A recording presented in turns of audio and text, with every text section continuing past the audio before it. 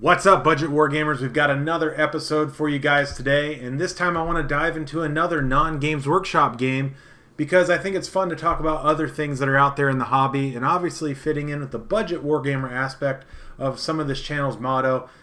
Games Workshop doesn't often fit into that, even though it's great fun. But we do have some other things on the hobby table that I want to talk about too before we get started on today's main topic. So a little bit of news on what's in my hobby world, but I also wanted to thank some of our most recent subscribers.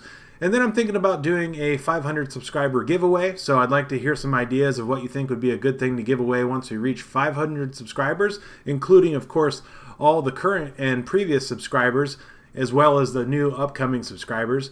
But we have some new people that have joined our forces since yesterday's video. We have Jin Chong, thank you very much for signing up. David Dubois, thank you, sir. Magnus Nygaard, I've enjoyed conversing with you. I know you're not necessarily that new, but thanks for chiming in. Comment below what you guys like to talk about. I want to have a little bit of a discussion about this. I like going back and forth, and I tend to reply to every single comment at this point because it's not like there's thousands of you taking it out of control. A few other people have commented. Grand Crusader Argent Sky, you seem to reply to every video. Stay with it, man. We could be friends. I get the sense that you're on the other side of the world, but you know, let's not let distance be a barrier here. And if you're new to the channel, subscribe. That's how you get called out here. We call out the people who participate. Larry Crockett, thanks for signing up. Ben Runciman, I may have pronounced that wrong. I apologize if I butchered your name, but I just like to recognize great people once they join on board. And Kurt Schilling the other day, it made me think about the pitcher for the Philadelphia Phillies, and then later the Arizona Diamondbacks. So little backstory on me. I was born outside of Philadelphia on the New Jersey side. So depending on your point of view, that could be the better or the worse side of the river. But then I moved to Mississippi, and I've been in Arizona for many years. Did spend some time in the Army, U.S. Army, of course, and was stationed in Fort Knox as well as back here in Arizona. So that's a little bit of my backstory. So let's dive in. I want to show you guys some of the stuff that's on my hobby table. This was something that I pre-ordered from my, well, not pre-ordered, but I ordered it from my friendly local game store because after I saw the Kill Team, the new 40K Kill Team, I've been wanting to get into Gene Stealer Colts, but I don't want to buy like $7,000 worth of Gene Stealer Colts and build out some even harder to paint version of the Imperial Guard just to have troops that are hardly more effective than that. But I thought Kill Team was a great idea from a hobby standpoint for me to get involved in models that I otherwise would be intimidated to buy a full army of, but I just love the way that these guys look, so we're going to do a hobby video on these guys in the near future. But what I'm going to do for my Kill Team to make it different is I want to actually convert these guys into what they would have looked like before they were turned into Gene Stealer Colt. So what that's going to require is a little bit of the, in my vision, I still got to do a test fit, but I think the Anvil Industries Martian Fusilier heads are going to look fantastic on these models. So let me show you this one last time of what they look like as Gene Stealer Colts. I'm sure you guys are familiar with those. Holding them up to the camera like it's prison love. No, don't go. Still time for the visit. But let me show you guys a little bit on Anvil Industry what I'm talking about. I've got some guys back in the case back there, but I think it'll be easier to show you on the old prompter. Side note, Anvil Industry does have a Kickstarter going live right now, Daughters of the Burning Rose. I don't know. I love these guys' models. These guys have probably the best resin models in the industry to the point where you swear they're plastic, but they're actually resin just like Forge World. So much better casting than what I've had with Forge World. Speaking of Forge World, I did finally put together one of my dreadnoughts, one of my 4 dreadnoughts for the Legio Custodes, Adeptus Custodes. There's some debate. One of you guys had chimed in and said it's always Custodes, not always Custodes, never Custodes. So just like it's Astartes, not like it's Astartes. But let's take a look at Regiments Infantry and let's go to the heads. I want to show you guys the heads that I'm looking at putting onto these Gene Stealer Colt Neophyte hybrids. And there we go. Okay. So they've got a wide selection, and these are mainly meant to fit onto a variety of models. Some people claim there's too much neck on some of these compared to Cadians, because if you remember Cadians just had a helmet that sat on the shoulders. They really didn't have a neck.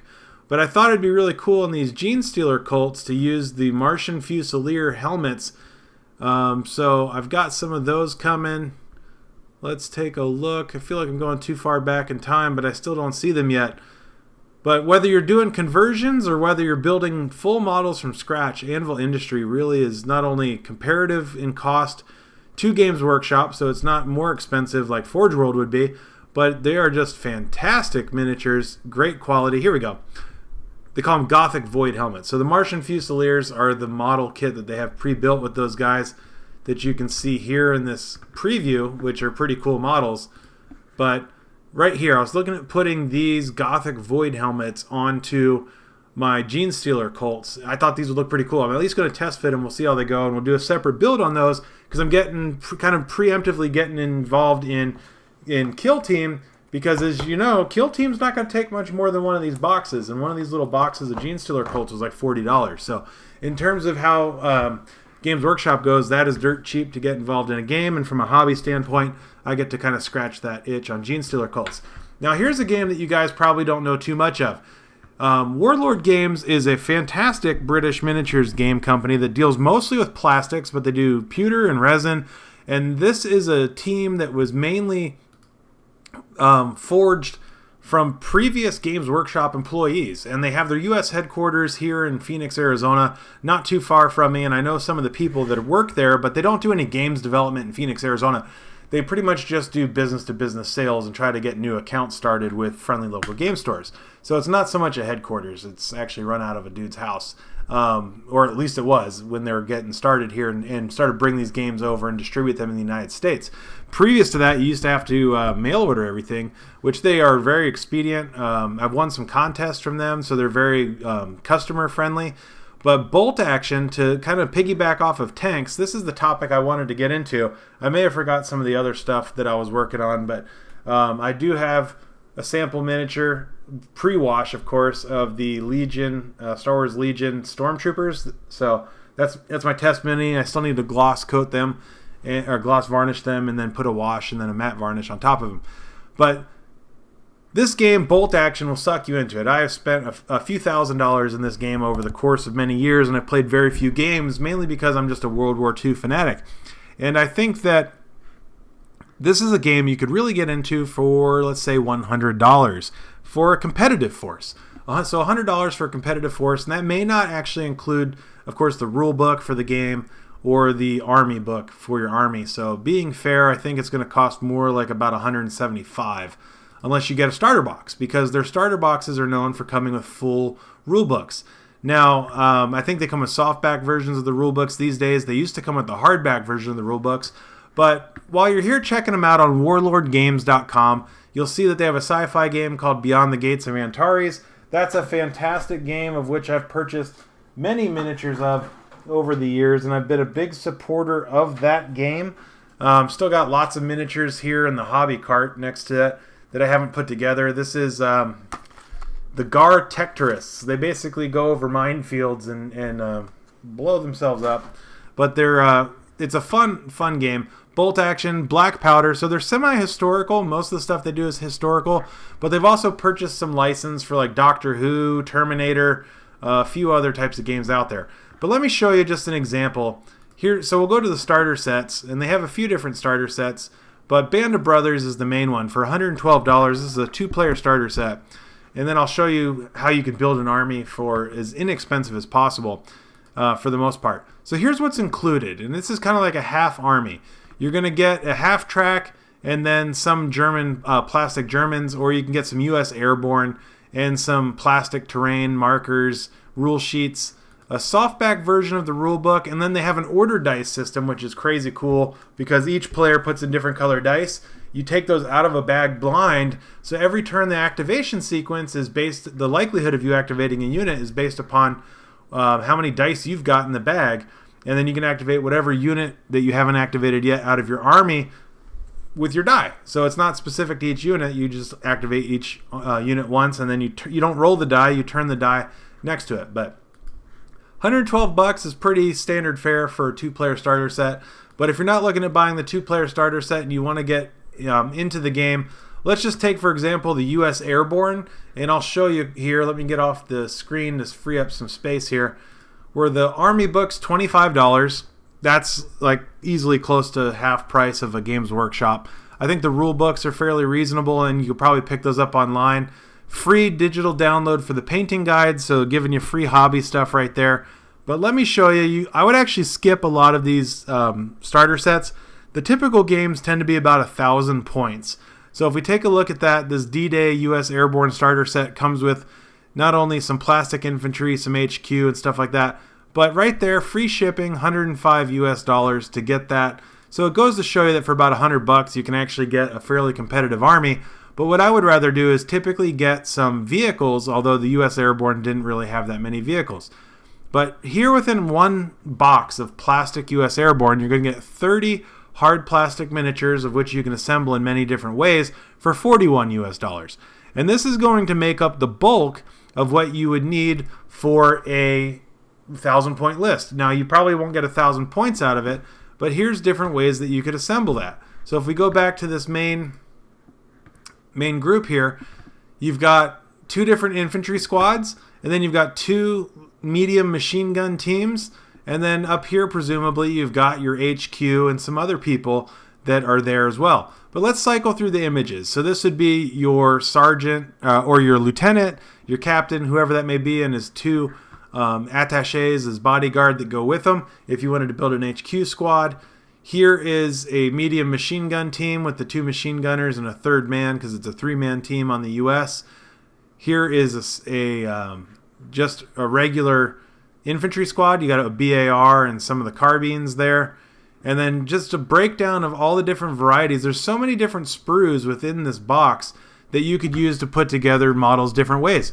You could buy 2 of these boxes, have 60 miniatures to play with, and have well more than 1,000 points of just infantry if you wanted to. And it is a game where infantry tends to be pretty meta and be pretty powerful.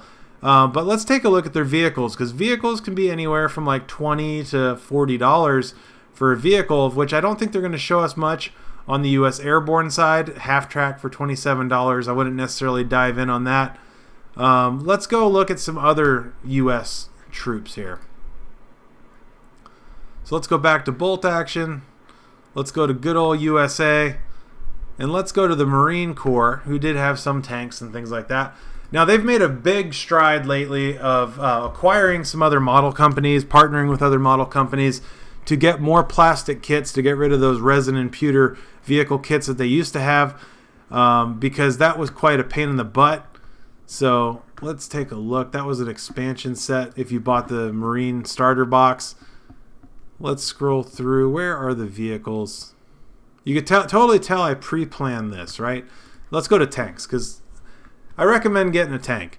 Tanks have some staying power. Vehicles like transports are a little bit weird, because if they're closer to the enemy than your troops, then they're automatically destroyed, which is a weird rule.